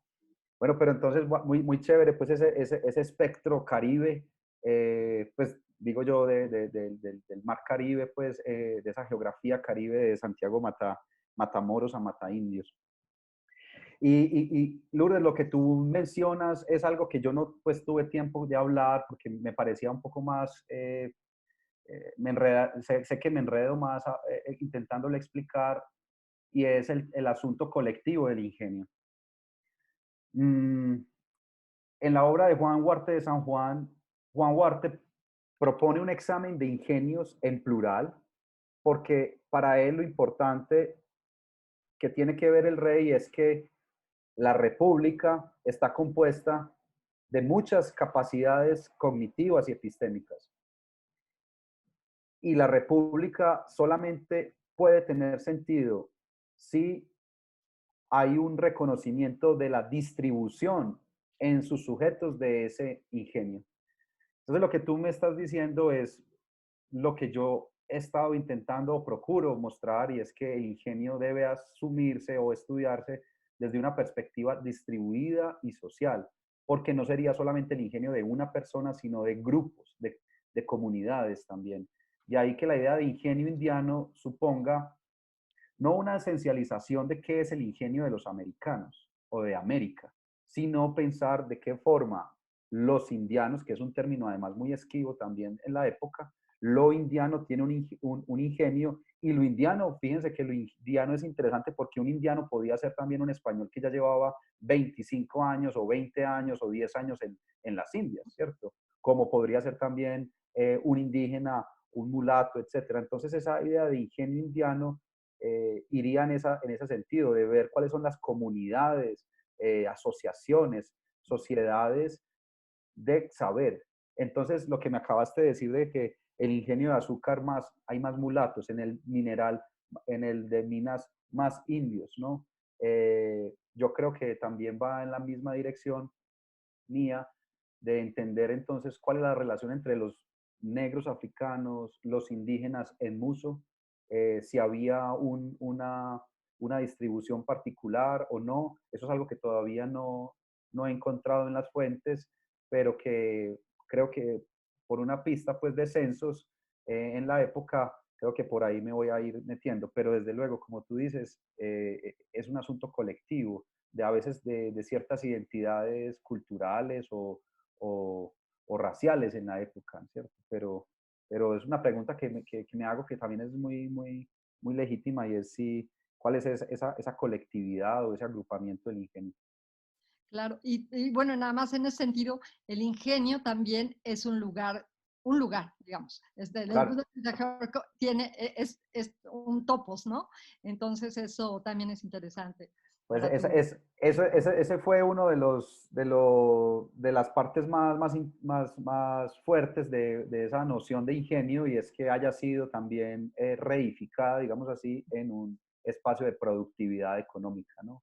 Ujú, Mi interpretación del ingenio, que tampoco pues les las voy a mostrar aquí porque es del libro y espero que cuando salga pues ahí se los muestre, es una ajá, interpretación económica productiva, ¿cierto? El ingenio como una idea productivista de la naturaleza y de la naturaleza humana puntualmente, ¿cierto? Cuando hablamos de el ingenio de la tierra, hablamos de las capacidades que una tierra tiene para producir. Cuando hablamos del ingenio humano o del ingenio de una persona, hablamos de las capacidades que esa persona puede darle a su comunidad o a la república en este caso, ¿cierto? Entonces, yo ahí adelanto una especie de lectura de que el ingenio en el contexto español, particularmente con Juan Huarpe de San Juan, está haciendo una lectura económica y productivista de la naturaleza. ujú, Y claro, por eso entonces hablamos de ingenio de azúcar o ingenio minero. ujú, muy bien, muchas gracias. Sí, muchas gracias, súper bien esa, esa referencia a Nueva España, que no la tenía presente. Mariana, yo creo que ahí está Rodrigo también y voy yo también por aquí en cola. Entonces, no sé. Yo no me fijé, dale Rodrigo y después. Eh, Oye, bueno, felicitaciones, Andrés, muy interesante. Difícil el trabajo, o sea, bien sesudo, ¿no? Un desafío bien bonito que tienes por delante. Yo te quiero preguntar, ya por lo que respondiste, me imagino que no lo has logrado, todavía es muy temprano para que lo desarrolles, pero metiéndonos en Geopam, es decir, geografía, cartografía, que tú mostraste algunos mapas ahí. Colombia es famosísima, ¿no? Y de hecho ustedes usan mucho un concepto que nosotros los que somos del sur no lo utilizamos, que es el de los pisos térmicos, ¿no? Ustedes siempre cuando están diciendo si hace frío o no hace frío, siempre están asociándolo a pisos térmicos, ¿no? Nosotros acá, en el caso de Chile, no entendemos, a no ser que dedu- deducimos que son colombianos los que están conversando, ¿no? Sobre pisos térmicos. ¿Ah? Entonces, y ahí viene el tema que tiene la pregunta de la Mariana, ¿no? Que tiene que ver de nuevo con el tema de la medicina, porque lo asocio al tema de las enfermedades. Tú dices tierras calientes, tierras frías, tierras altas, tierras bajas. A propósito que estamos en tiempos de pandemia, ¿ah? Y en tiempos de epidemia, ese era relevante justamente el definir esas zonas geográficas como zonas, voy a hacer las palabras, las fuentes hablan de ponzoñosas o zonas o buenas, de Buenos Aires, es decir, hay distintas categorías y eso sería interesante que te va a tocar enfrentar, ¿no? Seguramente en las mismas fuentes, que es un poco lo que yo creo que lo que estaba en el lenguaje médico, yo creo que va a salir, ¿no? Y además cobra mucha actualidad, ¿no? Y Colombia es un muy buen ejemplo porque efectivamente tiene unas realidades que son infinitamente opuestas, ¿no? Desde ese terrorífico Darién, ¿no? Que todo el mundo hablaba de que ahí tú llegabas y te morías, ¿no? Era la mortandad del viajero, la zona del Darién, como lo era el puerto de Veracruz, ¿no? Para cierto Lourdes en México, que tenía muy mala fama, pero después en Colombia estas otras experiencias que son hasta el día de hoy inéditas, como como que frente a, ¿cómo se llama? Santa Marta está esta zona, de La estas montañas. Ciénaga. Exactamente, ¿no? En la zona de Santa Marta, en fin. ¿Cómo te has tocado ya? ¿Has entrado en ese tema o es parte del plan de trabajo? Buenísimo, Rodrigo. Como tenía que ir también para mostrar de dónde partió mi proyecto, con qué me he encontrado y hacia dónde quiero ir, tuve que hacer muchas eh, exclusiones de ciertos temas, pero lo que mencionas me ayuda para responderle también a Mariana, claro que sí, que puede, pues, no responderle, sino como Mariana, que podríamos pensar como algo desde ese punto de vista, precisamente. Muy interesante, y es lo siguiente, que me he encontrado en las fuentes con que cuando se habla de esas elevaciones verticales, eh, me da risa porque quien escribió esto es el mismo con el que este procurador, abogado que va a Sevilla para decir que el nuevo reino de Granada debe ser dividido en dos regiones, la caliente y la fría, que son finalmente una que está arriba y otra que está abajo. Son los pisos térmicos, ¿cierto? Que después, algo que a mí pues que no lo llaman, no es la forma de llamarlo, pero sí son los humores, el temperamento de la tierra y todo esto.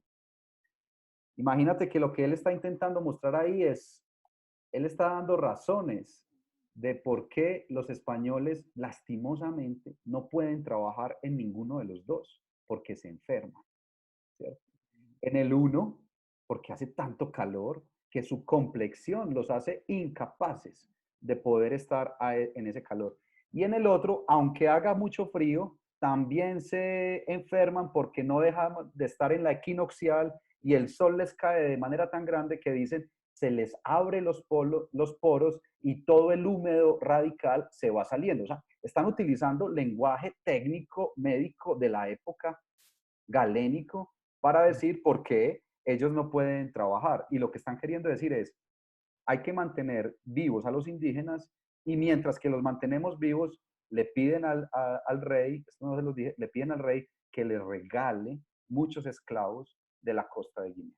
Entonces es todo un trabajo de justificación de pisos térmicos para hablar de las enfermedades que les está dando el trópico a los españoles, razón por la cual ellos no pueden trabajar y necesitan mano de obra de otra parte, y reformar la manera en la que se están evangelizando a los indígenas.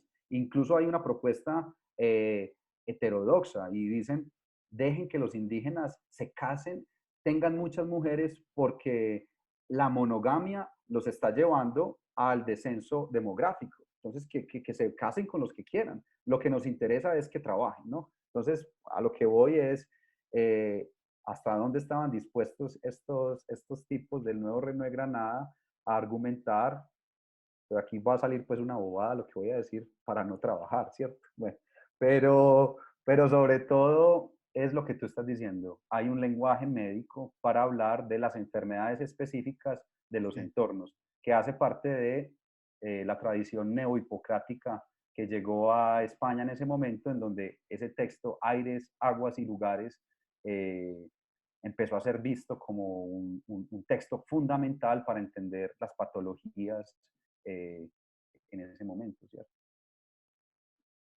Entonces, Gracias. muchas gracias ahí, Rodrigo. Rodrigo, y otra cosa, lo que decías con respecto a la historiografía colombiana, siempre se dice que es Humboldt quien Claro. descubre, ¿cierto? Ese mal nombre, la invención de la naturaleza y descubrió las alturas y todo esto, ¿no? Pues la evidencia es que de alturas ya se viene hablando hace mucho tiempo, ¿no?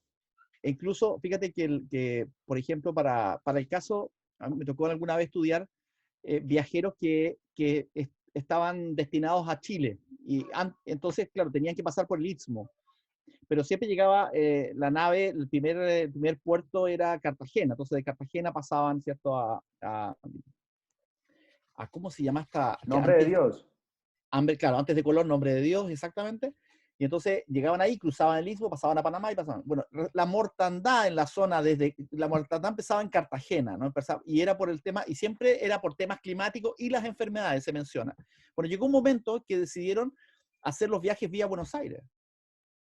Y era mejor pasarlos por tierra, desde Buenos Aires a Mendoza, Mendoza a Cordillera, que arriesgarlos a pasar por la zona, por las enfermedades del Caribe. Ese era el argumento en el siglo, se está hablando de 1680, 1710, 1720, son varios recurrentes episodios, ¿no? Y esto se hizo mucho ya más, finalmente se generalizó cuando se suspendió el sistema de flota de galeones. El sistema de flota de galeones murió en 1740, ahí desaparece la flota de galeones, y aparecen los navíos de registro. Y el navío de registro, ya por lo menos el piloto puede decidir cuál es la ruta que va a tomar para llegar a destino.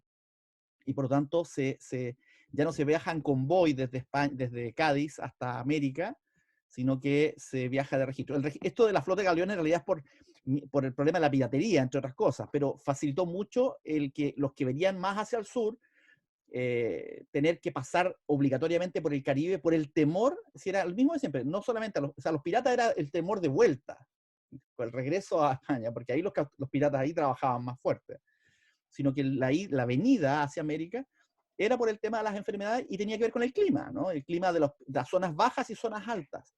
Y entonces las zonas bajas, perdón, más proclives a las enfermedades. Zonas altas más, diríamos, más sanas. Eso es lo que me tocó muchas veces revisar en las fuentes, ¿no? Te voy a pedir, te voy a escribir, Rodrigo, para que me muestres ese caso, porque está fantástico, que muestra además esa conciencia ambiental en esta zona tropical. Y Sí. el hecho de que empezaran o sea, prefirieran una ruta tan larga por un asunto de salud y salubridad es diciente, Sí. ¿no? ¿Dónde están las fuentes? Te lo tengo por ahí, jesuitas, viajes de jesuitas. Perfecto. Entonces los jesuitas, como van destinando gente, ellos se dan cuenta que la pasadita por ahí, por la zona de Colombia y Panamá, no era No recomendable. convenía. Claro, claro, claro. Cintia, tú. Sí. No, pero primero pues quería darles como las gracias por el espacio, no había alcanzado como a saludarlos bien, es la primera vez que me conecto pues con la red de Geopan, estoy como muy contenta por invitación de la profesora Chloe, entonces me siento como muy gratamente en un espacio de un montón de aprendizaje, sorpresa con esta primera pues exposición que tiene Andrés, aprendí un montón nada más en este ratito, entonces siento que es como un espacio bien fructífero, entonces mucho gusto, primero pues en esa instancia. Y dos, pues bueno, súper chévere todo esto que nos presentas, Andrés. Para mí es como volver a conectarme con unos temas súper chéveres. Yo me quedé pensando en varias cosas, ¿cierto? Ya Andrés va perfilando por el concepto y toda la red que hay alrededor de Ingenio, y lo estás tratando también de ver como ese puente entre los conocimientos y el ambiente, ¿sí? Cómo entenderlo allí. Y yo me pensaba, cómo lograrías poderlo abordar si no fuera como un todo, sino por niveles, ¿cierto? Porque es que una cosa es el ingenio que se tiene de manera particular en el detalle mismo, por ejemplo, de las minas, alrededor pues de ese espacio donde se dan esos minerales, cómo se extraen los minerales, porque muchos, digamos, de estos habitantes en los que estás hablando de una posible multiculturalidad, sí tienen, digamos, nociones de cómo se extraen recursos diferenciados en tierras bajas y en tierras altas. Y eso me deja a mí, me lleva a una conexión que había hecho Mariana también, y es la naturaleza de las fuentes que estás trabajando. Lo que estoy entendiendo aquí es que estas cédulas son las primeras, digamos, los primeros documentos o tu punto de partida, pero sigue siendo como pues como que hay que ponerle a discutir con otras fuentes que señaló pues Mariana, y pensaba en los testamentos. En los testamentos casi nadie los ve porque son muy largos y son muy cansones, ¿cierto? Porque los testamentos se vuelven así como una retahíla de objetos y dejo esto, pero de vez en cuando aparece una perlita como que se asocia a herramientas, que se asocia a alguno que otro documento, y en alguna parte se ponen en inventarios esclavos con conocimientos específicos. Y en este caso particular, donde tienes un área de convergencia de mucha población, digamos, diversa, pues esto puede funcionar, porque en estos esclavos, estos inventarios los describen como este esclavo tiene conocimientos en esto o sabe sobre esto, y eso puede ayudar como a tener el panorama de esa asociación entre el conocimiento y el espacio.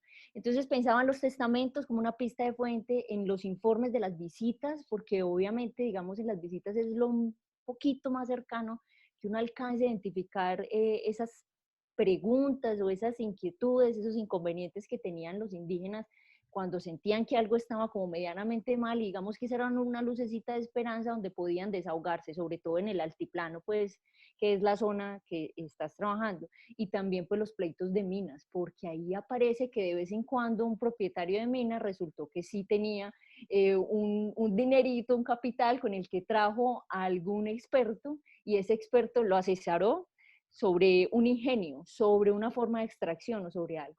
Es muy escaso, pero se me hace tan escaso como esta cédula que tenés, que parece una aguja en un pajar. O sea, uno no se encuentra un documento así tan maravilloso. Entonces, de pronto tienes la suerte de otros aspectos. Y como también para tener esa aproximación de uno de los inquietud se preocupa, y es cómo se representa cartográficamente ese ambiente, ese espacio, pensaban las descripciones geográficas, acercarse un poco también a la geografía física, lo que Rodrigo mencionaba y también Mariana, de esas variaciones altimétricas que aquí en la actual Colombia pues las tenemos incorporadas porque las vivimos.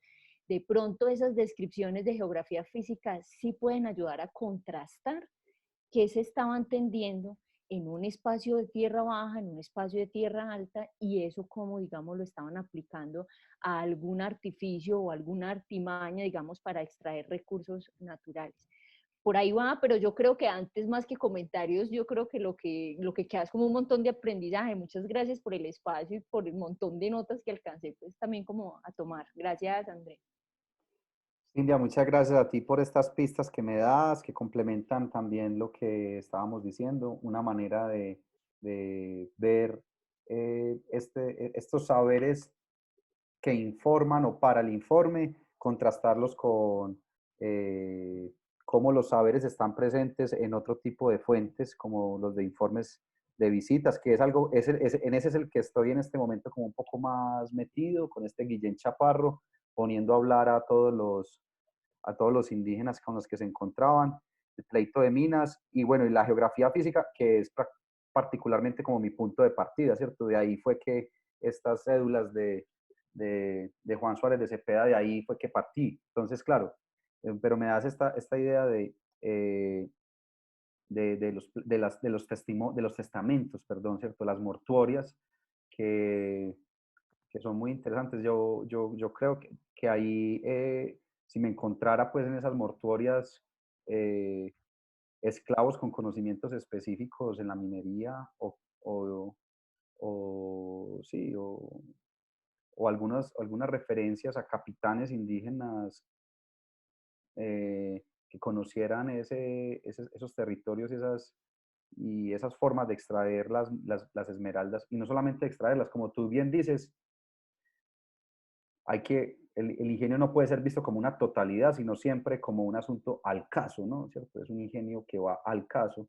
Y hay un saber de la extracción de las esmeraldas y hay otro saber de la diferencia de esmeraldas, ¿cierto? Porque hay esmeraldas ojavadas, hay esmeraldas translúcidas, hay esmeraldas más negras, hay esmeraldas más azules.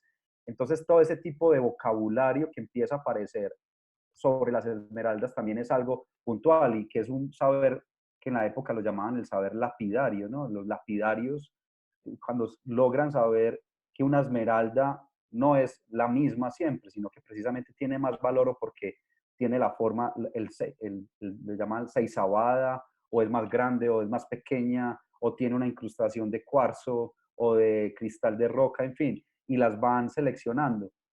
Entonces ahí ya sería como un saber de la apreciación de las particularidades físicas de esa esmeralda, por ejemplo, que también, como tú bien dices, habría que entonces analizar el ingenio en niveles y no como una totalidad.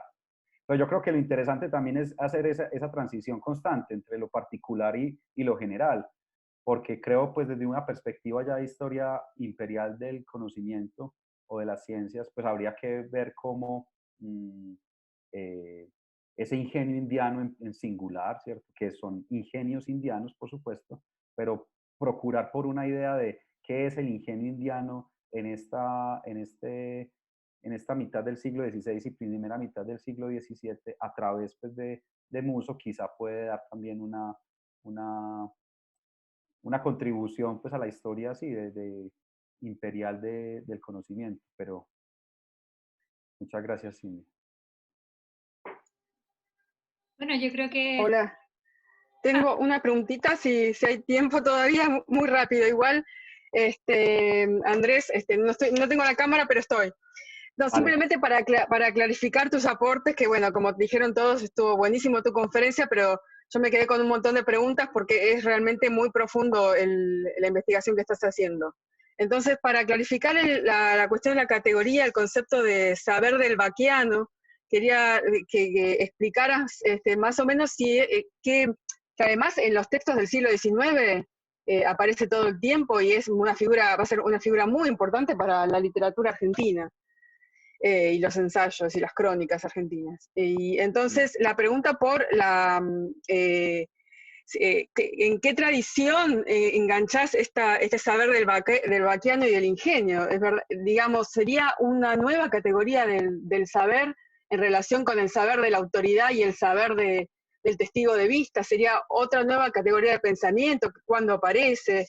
Clarificar un poquito esa categoría y después, respecto del conocimiento situado, bueno, si podés dar ejemplos concretos que encontraste, aplicando también ese concepto metodológico, ejemplos concretos, narraciones, quiero decir yo, que has encontrado en las crónicas, en los documentos que has estado investigando. Muchas gracias, Vanina. A vos, gracias.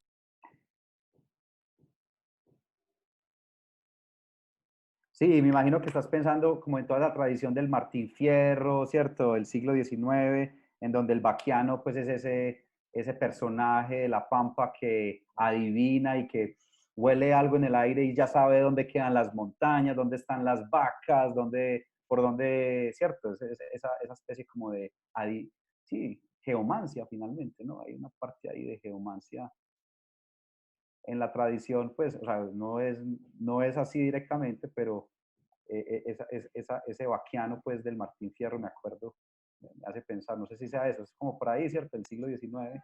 Sí, tiene una tradición importantísima que llega incluso hasta Borges, ¿no? Claro, se nota eso, fantástico. Pues mira, o sea, en el siglo XVI, esta palabra, el Baquiano, imagínate que la he encontrado en 3 cronistas del Nuevo Reino de Granada, particularmente, bueno, uno no es un cronista, uno es Bernardo de Vargas Machuca, que es un soldado, el que yo llamaba pues como ese sanguinario soldado, Bernardo de Vargas Machuca, escribió puros tratados de guerra y militares, ¿cierto? Y todo el tiempo pone al final unos glosarios, como que ya que yo soy indiano, les voy a hablar con unos términos que de pronto el resto de personas no conoce. Lo mismo pasa con Pedro Simón, el otro cronista del Nuevo Reino de Granada. Pedro Simón